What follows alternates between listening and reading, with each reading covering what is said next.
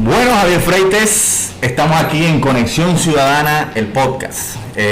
Una continuación de lo que nosotros veníamos haciendo, que era un espacio multimedia en el cual nosotros queríamos colocar una serie de temas que le ocupan y le preocupan a la gente, pero que en los medios de comunicación tradicional es muy complicado que trasciendan. Hablar de política, pero más allá de la coyuntura. Hablar de política más allá de los chismes, más allá de lo que ocurre el día a día y que no le preocupa ni le ocupa a la gente. Nosotros estuvimos 10 meses en radio, nuestro contrato ya terminó y ahora tenemos la oportunidad de hacer este podcast, que fue la idea inicial de este proyecto, donde nos va a permitir de una forma más flexible poder hablar sobre las tendencias que están ocupando la atención del mundo, hacerlo de forma más relajada y que pueda llegar a todo el mundo, porque teníamos la limitación de que bien si estábamos en radio, en FM, ahora vamos a estar en las redes sociales donde todo el mundo, de todas partes del mundo, puede acceder a estos contenidos. Y aquí estoy con mi hermano Javier Freites, que vamos a dar esto. Javier, ¿qué te opinas de esta nueva etapa de Conexión Ciudadana? Esta es la etapa originaria, el embrión que de repente se fue a las ondas hercianas, pero nunca fue el propósito original de nuestro proyecto. Sin embargo, lo vivimos con mucha emoción desde nuestro estudio El Cuartel, porque ahora tenemos más entrenamiento, dominamos cómo llevar el mensaje a través de las distintas plataformas de podcast. Tenemos equipos nuevos, tenemos una cámara maravillosa que hace magia en este estudio, y la verdad es que también nos da la oportunidad de conversar sobre la política, rediscutir la política desde otras visiones, otras sensaciones, y tratar de levantar un poco el debate de lo público, porque una de las grandes tragedias que vive la comunicación en República Dominicana es precisamente que los actores que hacen opinión pública están condicionados por los elementos del poder, y nosotros no tenemos dueños. Nosotros somos ciudadanos haciendo política, que estamos listos para ofrecer otras visiones y hablar de una coyuntura política que no es la que domina la esfera nacional. Sí, mira, tú sabes que Conexión Ciudadana nosotros teníamos un equipo de colaboradores que se va a seguir integrando. Va a estar con nosotros, seguir estando con nosotros Leti Melvin, quien tenía todo el segmento de Insumisas, donde hablaba sobre todo lo que tiene que ver con derechos de la mujer, etcétera. Teníamos otros compañeros que hablaban sobre política internacional, también sobre cultura, y iremos integrando esto. Este es el podcast beta, desde aquí, como tú has dicho, del Cuartel Estudio, donde vamos a estar iniciando esta primera etapa, en donde iremos mejorando y donde vamos a, sobre todo, a cumplir con ese objetivo de democratizar la información, la comunicación, de tener un espacio, una tribuna donde los que nos escuchan poner esos temas en atención. Y bueno, hoy vamos a iniciar con una entrevista del conectado del día, que va a ser nuestro compañero Jan García Periche, con quien vamos a hablar de inteligencia artificial, con quien vamos a hablar de las tendencias de Latinoamérica, y sobre todo de un proyecto muy interesante que él tiene, que se llama La Genia, que es la gran estrategia de integración regional para Latinoamérica, que él está promoviendo, que es cofundador, y que es fundamental que nosotros pongamos estos temas en la discusión. Yo quiero, Javier, también, como aquí no escapamos de la coyuntura, o sea, hablar sobre lo que hemos estado promoviendo el día de hoy, que es a partir de las declaraciones que dio el ministro de Cultura, Eduardo Selman, quien es además arquitecto y urbanista, y de unas declaraciones sumamente desafortunadas en el día de ayer, que está supuestamente de acuerdo con la ampliación de la avenida Nacaona a costa de que se le quiten 10 metros al Parque Mirador Sur. Sobre eso nosotros hemos promovido una petición, que también tú eres de los que la suscribe, compromisario de ella.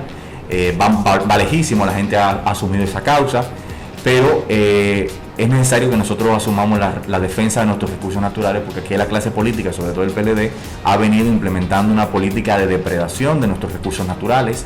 Aquí desde el año 97 se ha creado una visión de la ciudad que favorece a los vehículos, que incentiva el uso de vehículos privados en detrimento del transporte colectivo, del transporte que permite que todos podamos acceder a ese servicio. Y no puede ser que se quiera dar soluciones incentivando el vehículo privado. Lo que tiene que hacerse es precisamente crear alternativas para que la gente pueda acceder a ese servicio público. Y efectivamente la ciudad es el espacio común de todos los ciudadanos, no importa el estrato social, el nivel cultural, educativo que usted tenga. Es el lugar donde todos los ciudadanos de un país nos encontramos, nuestras ciudades. Y las ciudades tienen que ser amigables con las personas, no con los automóviles. Y realmente uno de los mayores impactos que ha tenido el desarrollo de las ciudades en el mundo a lo largo de la historia es precisamente que las ciudades en un momento estaban priorizando el automóvil como protagonista de la ciudad, y realmente la ciudad tiene como único protagonista a los que habitamos en ella, los ciudadanos. Y hemos visto a lo largo del tiempo cómo el PLD ha entendido que la solución a los problemas del tránsito y la movilidad en el Distrito Nacional y en todo el país es pensando solamente en la construcción de obras de infraestructura que permitan la agilización del tránsito.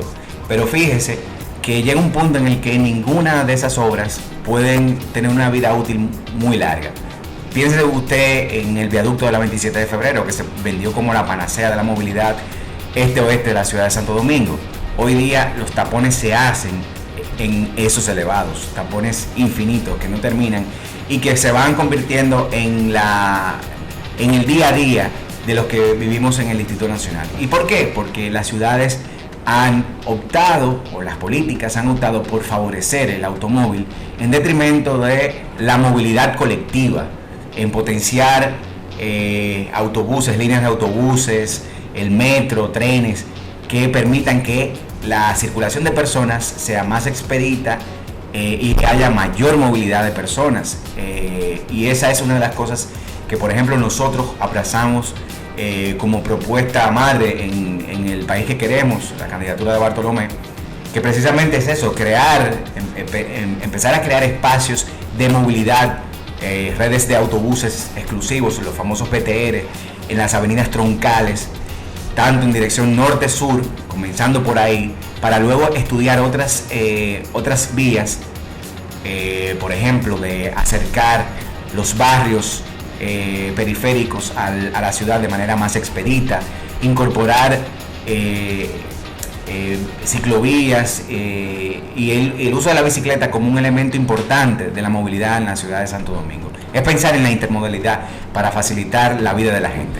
Bueno, vamos a seguir hablando sobre estos temas que a nosotros nos preocupan muchísimo, y esta es la primera etapa de Conexión Ciudadana, el podcast desde el Cuartel Estudio, donde vamos a estar evolucionando, probando, estamos cocinando ahora, pero sobre todo con el tema de la flexibilidad que nos permite esto, de que la libertad, de que nadie nos va a censurar, de que no tenemos que seguir también las formas habituales de la locución, las cuales encajonan mucho el mensaje y no permiten que uno pueda tener una conversación.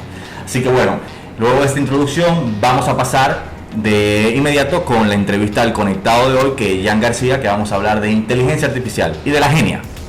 Bueno, en la primera versión de Conexión Ciudadana, el podcast, en la versión beta, bueno señores, tenemos el primer conectado del día, el conectado que se va a hablar sobre los temas de tendencia. Y le dijimos antes de este corte que traíamos a un compañero que también se va a integrar a este podcast con una sección sobre tendencias que se va a llamar Ticking Forward, que habla sobre todos estos temas, y hablo de Jan García Periche, quien es un tecnólogo, un tipo que le gusta esta vaina, que le gusta la tecnología. Así que bienvenido, Jan. Hermano.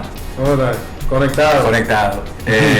Jan, inteligencia artificial, la genia, o sea, ¿de qué estamos hablando cuando hablamos de inteligencia artificial? Porque cuando la gente piensa en inteligencia artificial, piensa en Terminator, Sí. piensa ahora en Avengers, piensa en Skynet. ¿Qué es inteligencia artificial? Bueno, la inteligencia artificial es una rama de las ciencias de la computación que básicamente logra que la máquina obtenga características o obtenga comportamientos que tradicionalmente eran pensados que era exclusivo de los humanos o de entidades inteligentes. Ahora, hoy en día, ya la máquina puede reconocer imagen, reconocer sonido, puede hacer inferencia e incluso muchos dirían que incluso puede razonar, o no razonar como hacemos un humano, pero hacer algún tipo de abstracción dada la información que obtiene. Y la inteligencia artificial, cuando es aplicada a un marco específico de cualquier rama, ya sea la finanza, cualquier rama de lo que sea, obtiene características superhumanas en cuanto al desempeño. Y por eso tiene toda esta mística que se le ha dado a la inteligencia artificial, como hablan de Terminator y ese tipo de cosas. Sin embargo, en el caso específico de Terminator y de todos estos escenarios apocalípticos de la inteligencia artificial, hay un error muy grande que se hace, que es darle antropomorfizar, ¿Qué es esa vaina? a darle características humanas a la máquina, en el sentido de que usualmente depictan una máquina con emociones, que la máquina no tiene que tener emociones para ser inteligente. La inteligencia se define como la capacidad de solucionar problemas, y por eso es que la inteligencia artificial está teniendo tanto éxito hoy en día, porque está teniendo un boom de aplicaciones particulares en la cual está superando al humano.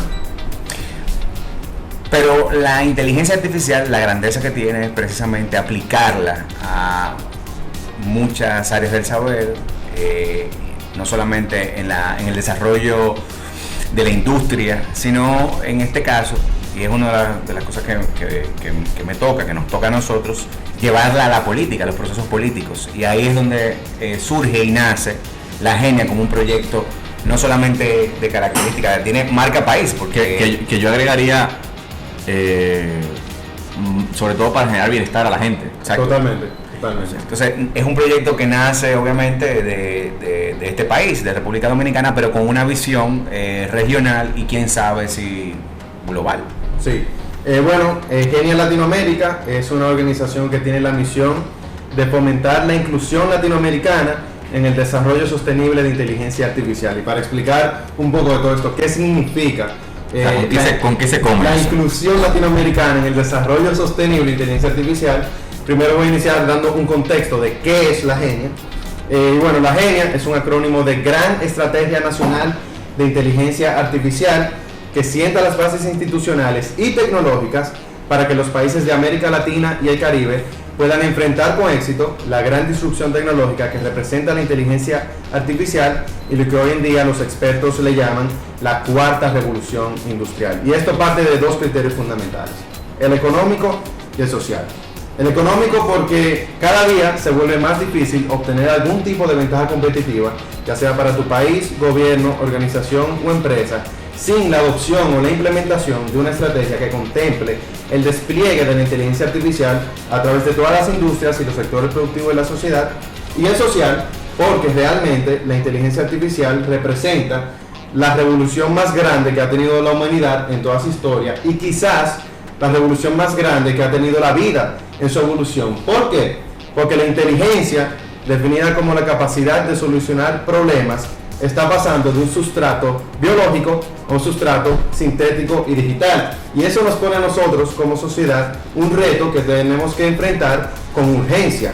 Y por ende, actualmente solo hay 20 países en el mundo que tienen algún tipo de estrategia, legislación o mención de inteligencia artificial dentro de su marco jurídico, y ninguno es latinoamericano, con la excepción de México, donde el año pasado un think tank apoyado por la Embajada Británica en México publicó un borrador de estrategia que fue avalado por el gobierno anterior. Sin embargo, ha sido descontinuado bajo la actual administración, y a nuestra consideración Latinoamérica tiene todo el potencial de aprovechar esta tecnología para dar soluciones a los problemas más urgentes de las sociedades. Como dicen por ahí, si en el siglo XXI la data es el nuevo petróleo, y algo con mucha razón, porque el que sabe utilizar la data para generar valor está agregando un valor muy significante.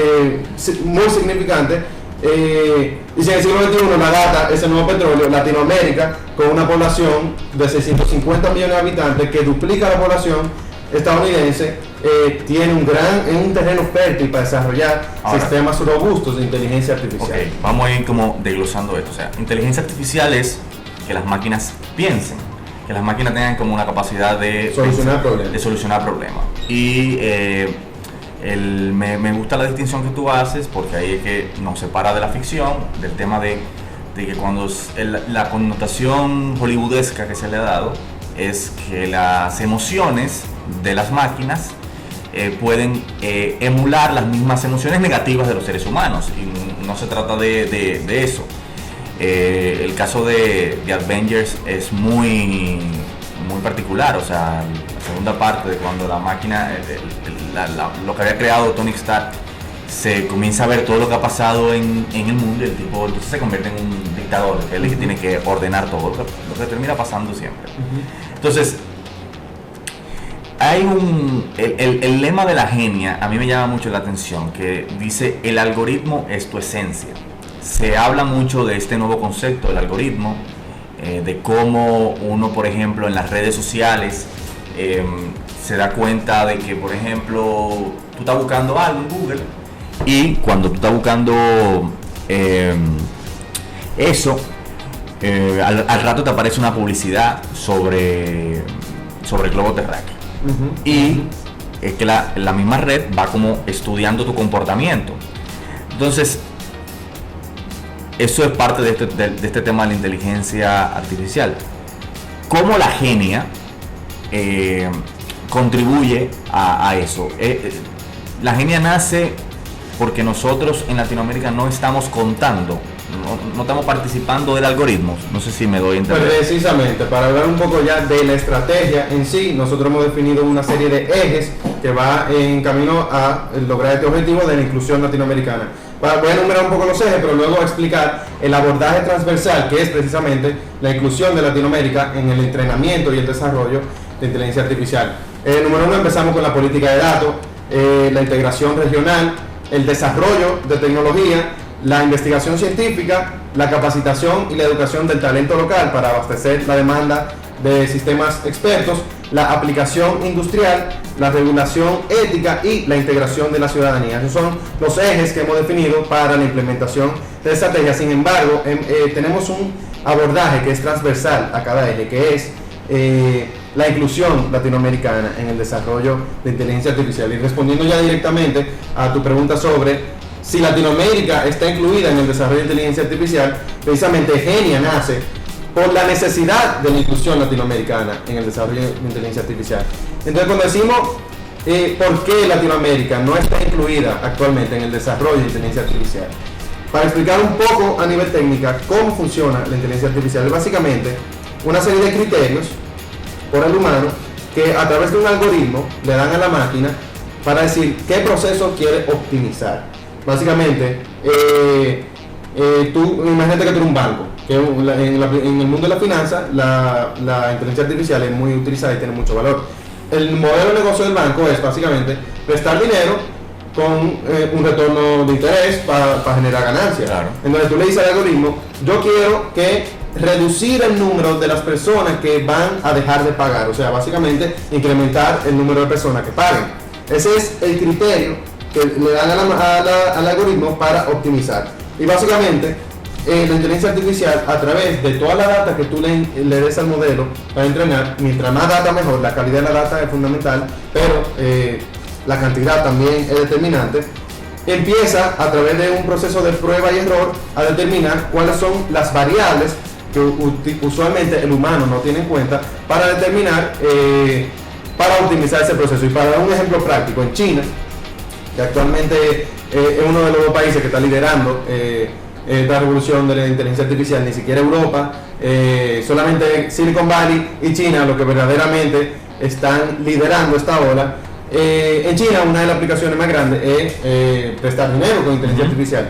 Y tú entras a tu aplicación y tú le das a los términos y condiciones, le das acepta y básicamente el algoritmo recoge toda la data de tu celular, toda la data, obviamente tú tienes que ponerle los datos normales de cuando tú vas a un banco, pero por ejemplo, el algoritmo en China ha determinado que las personas cuando van a pedir un préstamo, si tienen batería baja en el celular, son más probables a que no paguen el préstamo, y ahí mismo el algoritmo te dice a este no le preste el dinero. Y esos son los tipos de cosas que hace que la inteligencia artificial tenga una capacidad superhumana sobre el hombre en determinada tarea particular. Esos son de los tipos de ejemplos prácticos. Entonces, bueno, ¿por qué Latinoamérica no está siendo incluida? Número uno, porque el criterio utilizado para entrenar esos modelos no está siendo dado por latinoamericanos, el pensamiento latinoamericano, o sea, el criterio de qué problema tú vas a solucionar no está viniendo de latinoamericano, y sobre todo, la data con la que el modelo está siendo entrenado no representa a la población en general, sino que representa a minorías privilegiadas. Para dar sobre todo, o sea, quiere decir que está tomando en cuenta más el perfil de países industrializados, países de centro, países desarrollados. Totalmente, por eso hoy en día... Son problemas muy distintos, o sea. Exactamente, por eso hoy en día se habla ¿Cómo es que dice? First world problem. Exactamente. Por eso hoy en día... Problema del primer mundo. Se habla de inteligencias artificiales, no de inteligencia artificial, porque la inteligencia artificial de California no es la misma que la inteligencia artificial de China. ¿Por qué? Porque la de California se utilizó un criterio determinado con data muy diferente a la que fue entrenado el modelo en China. Entonces, esos datos que no son representativos de la población, para dar un ejemplo concreto de cómo es que la falta de inclusión, por ejemplo, a un algoritmo tú le pones dos caras idénticas, con la misma expresión facial, y una de las aplicaciones de la inteligencia artificial es el reconocimiento de imagen, el reconocimiento facial, y a una cara, a la misma cara, con un tono de piel blanca, le va a decir, el algoritmo va a decir que es una cara confundida, mientras que a una de piel negra va a decir que está ofendido o enojado. ¿Por qué? Porque el criterio utilizado y sobre todo los datos con los que ese modelo fue entrenado no incluyó a una población que generalmente está siendo excluida, y Latinoamérica actualmente no está en el panorama. Somos el continente con menos inclusión, con menos desarrollo de tecnología de inteligencia artificial, y partiendo del criterio que todo está proyectado a que la inteligencia artificial va a determinar todos los procesos humanos, porque cada vez se va haciendo más eficiente a un término exponencial. Incluso, como dice Felipe, mi socio, la inteligencia artificial puede determinar incluso quién come y quién no come en un futuro. Y si ese modelo fue entrenado con data que no nos incluye a nosotros, podríamos decir que en el futuro Latinoamérica no existe. Y por eso hemos lanzado esta iniciativa que se llama Genia Latinoamérica. Yo tengo una sensibilidad más por el tema, por lo público, es decir, cómo la tecnología, cómo la inteligencia artificial puede ser utilizada para mejorar la calidad de vida de las personas. Y hay una serie de temas y de problemas que me gustaría saber si desde el uso de la inteligencia artificial se podrían optimizar. Por ejemplo, uno de los mayores dolores de cabeza que tiene el Distrito Nacional es el tránsito. Claro. Ese es un proceso. Otra de las preocupaciones más grandes que tienen los que habitamos en República Dominicana es el tema de la corrupción. Los contratos públicos, a quién se paga, cómo se paga, las licitaciones, etc.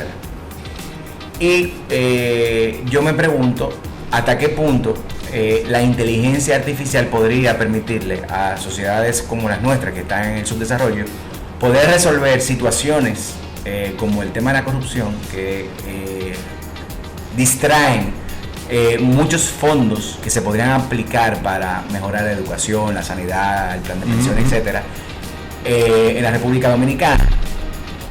Eso, ¿qué tan factible podría ser en una sociedad como la República Dominicana? Tenemos la infraestructura, por ejemplo, de comunicación, tenemos personas con ese nivel de conocimiento para poder crear esas políticas. Mi respuesta es un definitivo sí, totalmente. Yo estoy convencido que un cambio de enfoque hacia una economía digital basada en sistemas inteligentes y en inteligencia artificial es la oportunidad que tiene República Dominicana y el resto de países de Latinoamérica para dar el salto al desarrollo. Si empezamos a cambiar el enfoque, sobre todo en la gestión pública, de cómo nosotros manejamos el Estado, hacia un enfoque de despliegue de inteligencia artificial a través de todos los sectores, ya sea gestión de tráfico, transparencia, ese tipo de cosas, podemos dar el salto hacia la próxima etapa de la evolución. Por ejemplo, en la gestión de tráfico, igual que en el tema de la corrupción, el primer paso que hay que dar, como tú ahorita hablabas de infraestructura, es la recopilación de datos. Si no recopilamos datos para luego ser entrenados por la inteligencia artificial, no podemos tener el mejor algoritmo y la mejor computadora, pero no va a poder funcionar adecuadamente. Ahí se me pasaba preguntarle, porque por ejemplo dicen que nosotros tenemos una infraestructura de comunicación de manera muy importante en la República Dominicana. ¿Cómo eso podría traducirse para generar, o sea, recopilar data y poder utilizar de manera eficiente? Nosotros tenemos la infraestructura, por ejemplo, en nuestro país. Definitivamente sí, hace falta infraestructura, pero lo que no tenemos es una política de datos por parte del Estado y por parte de las empresas. Por ejemplo, cada vez que tú vas a La Sirena y pasa a Siremás, o cada vez que va al Bravo y pasa a La Bravísima, esos son datos que pueden ser utilizados para generar valor, ya sea para su empresa o para la ciudad, el gobierno, quien sea. Sobre la gestión de tráfico, tú tienes que determinar cuál es el flujo de la calle más transitada, recopilar esos datos y entrenar algoritmos para la eficiencia, básicamente. O sea, lo que aquí hace falta es una política de datos que vaya en el sentido de recopilar para entrenar sistemas expertos que puedan optimizar y eficientizar la gestión. O sea, te planteo el tema de la inteligencia artificial porque se habla mucho, por ejemplo, de los semáforos inteligentes. Pero si no hay detrás una visión mucho más holística del proceso del tránsito, de la gestión del tránsito, entonces lo que vamos a tener son ciudades con un tapón quizá más eficiente. Sí. Pero seguirán siendo... Bueno, básicamente una de las cosas que nosotros proponemos es esa, o sea, la necesidad de utilizar, y ya no solamente la inteligencia artificial, sino la tecnología en sentido general para gestionar la vida de la gente, para ayudar a eso. Ahora, yo quiero como que volver un punto atrás, pero sin perdernos del tema, compartiéndote quizás la aprensión, que lo comentábamos hace unos días, de un magnate como Elon Musk, que es un tipo que se dedica a la tecnología, que está hablando de innovación, que está hablando de soluciones para mejorar la vida de la gente. Y él tiene muchas aprensiones con el tema de la inteligencia artificial por el temor a que la inteligencia artificial nos pueda dominar. Y que él, por ejemplo, prefiere mejorar nuestro cerebro a través de una tecnología que tiene que se llama Neuralink, que permite que nosotros podamos potenciar nuestras capacidades sin dejárselo a una máquina que, según lo que él puede decir, puede generar una situación de descontrol para los seres humanos. Y traigo a la mesa la opinión de él, porque es una persona autorizada a hablar de tecnología. No quiere decir que no es un argumento de autoridad, pero que hay una aprehensión válida para tomarla en cuenta. ¿Qué te opinas de lo que dice él? Definitivamente yo comparto su aprehensión sobre la inteligencia artificial, porque básicamente él no habla de la inteligencia artificial actual, él habla de un futuro donde la inteligencia artificial crezca exponencialmente y su poder sea tan grande que el ser humano no tenga capacidad de controlarlo. Y si ya el ser humano pierde el control sobre esta tecnología, una tecnología con más poder que el humano, es solo cuestión de que no es que se vuelva mala o tenga malos sentimientos sobre nosotros para que nos elimine. Es solo cuestión de que la máquina determine un objetivo en el cual, para cumplirlo, el humano es un obstáculo. Por ejemplo, cuando el humano, que tiene una capacidad superior de inteligencia que las hormigas, quiere hacer un puente, no está haciendo un plan para matar las hormigas, está haciendo un puente. Si nosotros perdemos el control de la inteligencia artificial ya con superinteligencia, que es el postulado del cual Elon Musk le teme, eso es cuestión de tiempo de que la máquina determine un objetivo, el cual el ser humano es un obstáculo. Entonces, el problema fundamental es el control de la tecnología, y por eso Elon Musk ha lanzado esta iniciativa de Neuralink, que básicamente trata de unir, conectar al ser humano con la máquina para que no exista esa diferencia entre la máquina y el ser humano cuando la máquina tenga poder tan grande que nos pueda eliminar a nosotros. Sin embargo, yo siento que estas son aprehensiones válidas, evidentemente, pero la realidad es que la tecnología hoy por hoy se ha integrado de una manera tan importante en nuestra vida. Solamente hay que ver el desarrollo de la tecnología que parece indispensable. Sí, no, y evidentemente en muchos casos sí lo es. Yo creo que el gran reto creo que la mayor preocupación en mi caso, porque yo creo que la tecnología aplicada, o sea, la inteligencia artificial aplicada a resolver los problemas colectivos, va a provocar un empujón. Por ejemplo, creo que sería la gran oportunidad que en muchos países como de Latinoamérica, que tiene situaciones donde el ser humano influye de manera muy negativa en los procesos de la vida de la gente, tendría un impacto altísimo, pero hay otro elemento que sí me preocupa, que tiene que ver con el tema del empleo. O sea, cómo la tecnología puede generar cambiar todo el modelo de gestión, de producción, sí, de muchos trabajos. Que eso que tú dices es importante porque hay un tema de la precarización del empleo, del salario, y eso no es un problema del tercer mundo. También eso desde la década de los 70, la revolución tecnológica es la principal causa del desempleo estructural. O sea, es lo que ha ido generando el desempleo, o sea, que ya se prescinde de la mano de obra humana para una cantidad infinita de cosas ya. Y hay incluso un artículo reciente que tú mismo me lo mandabas, yo lo había visto también, de Daniel Innerati, un filósofo político español, que hablaba sobre esto, sobre el fin del trabajo. O del trabajo como lo conocemos. Claro, y ahí está el tema de algo que tú y yo compartimos, y que es el tema de tratar de encontrar el punto medio de la regulación, es decir, cómo, porque volver atrás no es una opción. Ahora, estamos pensando hacia adelante, thinking forward, y tenemos que ver esto como un beneficio y cómo el Estado tiene la capacidad de absorber esto, regularlo y no matar. Y hay que, antes de que ya responda, hay que entender que la educación, por ejemplo, fue formulada, los procesos de aprendizaje fueron formulados para una población en la era industrial, y nosotros estamos en otra era. Entonces, por eso el cambio de paradigma tiene que venir desde el comienzo, o sea, desde la educación. O sea, hay que cambiar la mentalidad, porque hay muchas carreras profesionales que sencillamente van a dejar de existir. Sencillo.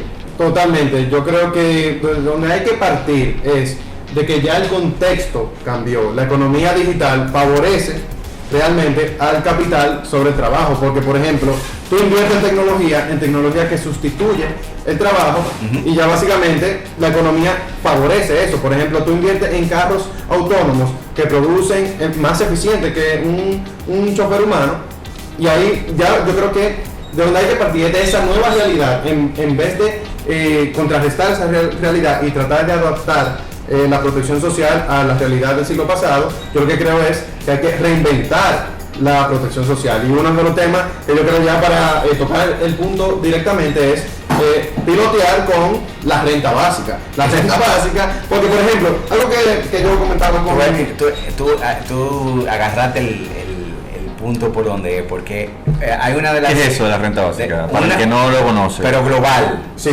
sea, universal. La renta básica es un dividendo que le da el Estado a todo ciudadano como derecho. Eso es básicamente la renta básica, que sobre todo en esta era de automatización inteligente utiliza la riqueza producida por la máquina para distribuirla a los ciudadanos, para que incluso puedan fomentar el consumo, y como mucha gente dice que es socialismo. Al contrario, eso es lo que produce más consumo, y incluso es, yo digo que es el salvavidas. Genera capacidad de compra. Es el salvavidas del capitalismo en una era donde la máquina está destruyendo al trabajador. En concepto ya de quién favorece el capital o el trabajo. Y esa renta mínima, o sea, esa renta universal, que es una renta, ¿cómo sería? Una tarifa plana que se pagaría, que el Estado le proporcionaría a cada uno de los ciudadanos, para que pueda de esa manera satisfacer, por ejemplo, su necesidad de vivienda, de vestimenta, alimentación, salud, etcétera.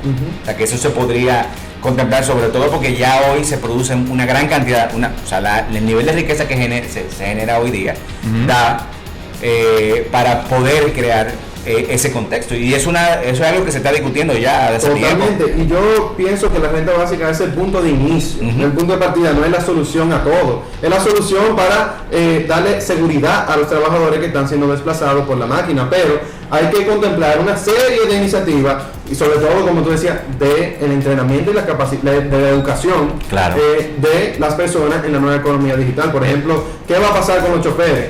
Tú no vas a poder, realísticamente, tú no vas a poder entrenar a un chofer a que sea un desarrollador de software de la noche a la mañana, y sobre todo si ese chofer tiene 65 años. Claro. Entonces son de los temas que nosotros tenemos que lidiar.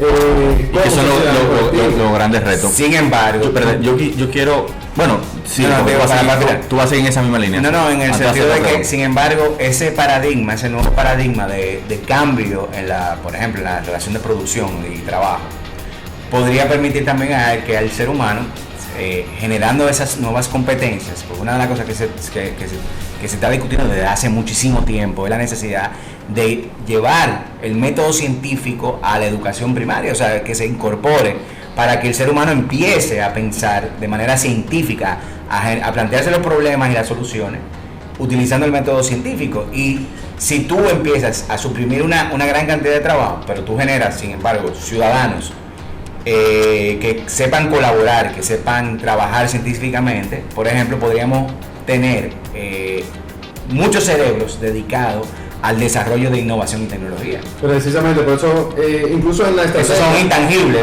Hay una parte que se llama total desigualdad o abundancia. La máquina puede crear un mundo, un contexto donde sea solamente los dueños de la máquina versus los olvidados y los inútiles.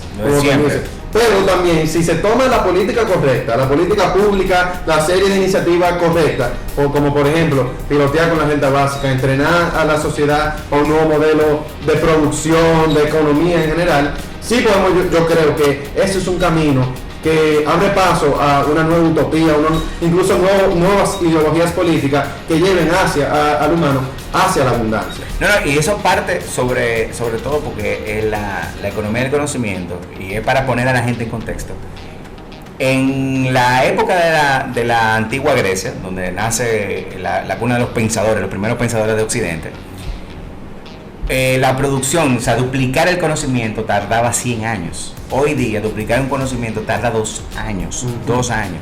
Imagínense el nivel de especialización que se va a tener que tener. O sea, tú vas a desarrollar competencias, pero de esa misma competencia te va a tener que generar un nivel de especialización. Y lo vemos, por ejemplo, en algo muy que los dominicanos pueden entender fácilmente: la medicina. Por ejemplo, ya tú tienes cardiólogos, pero ya hay super especialidades de especialidades. O sea, el cardiólogo, hay especialistas en procesos de la cardiología específicos. O sea, no hay un solo tipo de cardiólogo. Entonces, eso puede provocar también el desarrollo también de muchas actividades. Por eso te digo que no todo es negativo, quizás el trabajo físico sí termine siendo desplazado, pero el trabajo intelectual empieza a florecer de una manera que nunca se haya visto en la historia. Bueno, yo quiero hacerte ya estamos en la etapa final, quiero hacerte 2 preguntas. Primero, o sea, ¿qué tú opinas de República Digital? Y segundo, ¿en qué está la Genia ahora? ¿Qué están haciendo? ¿Cuáles son los próximos pasos? ¿Dónde la gente puede tener información sobre esto? ¿Cómo puede unirse a la conversación sobre este tema tan importante? Bueno, sobre República Digital, yo pienso que es un primer paso de avance. Sin embargo, yo creo que hay unas limitaciones que no solamente son políticas, sino incluso conceptuales. Porque República Digital se enfoca en la transformación inteligente, este proceso que están haciendo todas las empresas y todos los gobiernos que hablan de gobierno digital, es básicamente el proceso de transformación inteligente, de transformación digital. Pero yo creo que el próximo paso es la transformación inteligente, que es algo que República Digital todavía no ha abarcado, pero que esperemos que con una estrategia de inteligencia artificial que puedan contemplar, puedan encaminarse hacia esa dirección. Pero yo siempre digo, que es un paso de avance, todavía está muy limitada, pero una república digital no es solamente un gobierno que tenga portales digitales, que es un buen paso. Yo creo que una república digital verdadera es un país que invierta en tecnología, y en innovación, que invierta verdaderamente para que la tecnología solucione el problema de la ciudadanía. Así que yo, o sea, ahora, eso implica democratizar. Eso implica democratizar, pero yo aplaudo la iniciativa. Sin embargo, yo creo que hay que llevarla a 10 niveles más para arriba, sobre todo de la transición de transformación digital a transformación inteligente. Y la genia. sobre la genia, actualmente estamos en un proceso de articulación institucional. Hace 3 semanas estamos en Washington, abrimos capítulo con la OEA, la Organización de Estados Americanos. Estamos hablando con otras instituciones internacionales que cubren nuestro continente. Te vi en el beat ahí. Estamos ahí abriendo capítulos. Y el gobierno está abierto. El gobierno se ha mostrado abierto, incluso otros gobiernos de Latinoamérica también, para llevar esta iniciativa nacionalmente, pero también a escala regional, que es lo que queremos, porque el potencial que tiene la inteligencia artificial, si lo vemos en un contexto de 10 millones de personas, nunca vamos a poder verdaderamente ponerlo en el panorama, pero si lo pensamos con un contexto de 600 millones de habitantes, Latinoamérica como un polo unificado, como un bloque que se unifique, no necesariamente como Europa, aunque es una aspiración que tenemos. Yo no entiendo cómo los españoles, los alemanes, los griegos, los franceses y los ingleses se unieron, y los latinos, que somos toditos bien parecidos, no nos podemos unir todavía. Entonces, yo creo que esta es una oportunidad, a través de almacenes de datos en conjunto, por ejemplo, de empezar a articular ese bloque latinoamericano que pueda aprovechar esta tecnología para solucionar los problemas de la gente. Bueno, hermano, muchísimas gracias por venir, y agradecemos de verdad a Jan por ser parte del debut del Conexión Ciudadana, el podcast, desde aquí, desde el estudio del cuartel. Y bueno, Jan va a estar, como hemos dicho, participando de este espacio con un segmento que se va a llamar Tipping Forward, que va a hablar sobre estos temas, sobre tendencias, y también los estaremos invitando de nuevo para estar actualizados. En la descripción de este video nosotros vamos a poner toda la información de Genia, su página web, las redes, y también recuerden que pueden seguir a Conexión Ciudadana en YouTube, en Instagram, en Twitter, en Facebook, y también en todas las plataformas de podcast, porque este video podcast se convertirá también en un audio para eso. Así que, Javier, bueno, agradecerles a los que nos están sintonizando en este momento. Estaremos habitualmente compartiendo con ustedes Conexión Ciudadana en distintas plataformas, no solamente YouTube, también en las plataformas de podcast. Así que será hasta la próxima. Bueno, hermano, misión cumplida. Misión cumplida.